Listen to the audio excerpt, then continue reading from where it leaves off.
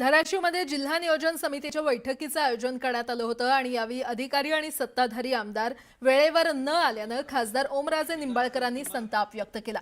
यावेळी त्यांनी जिल्हाधिकाऱ्यांची खरडपट्टी काढली। लोकप्रतिनिधी बैठकीला हजर राहू शकतात, मग अधिकाऱ्यांच्या घरचा कार्यक्रम आहे का, अशा शब्दात खासदार ओमराजे निंबाळकरांचा त्यांनी खरं तर हा सवाल विचारला। पण आम्ही स्वतः लोकप्रतिनिधी येणार आहे म्हणल्यावर तुम्ही अधिकाऱ्याला सांगायला पाहिजे ना साहेब। इथं समजा अधिकारी कुठं दौऱ्यावर असतील ह्याच्यावर असतील तर ठीक आहे,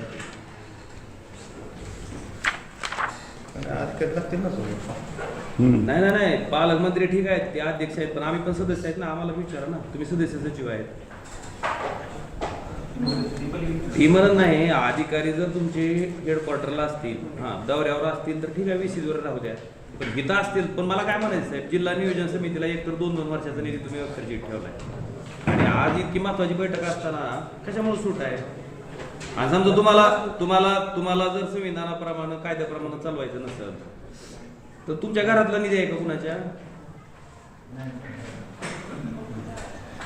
नाही पण सदस्याला पण विचारा ना तुम्ही, आणि अधिकारी का नाही ती पण सांगा।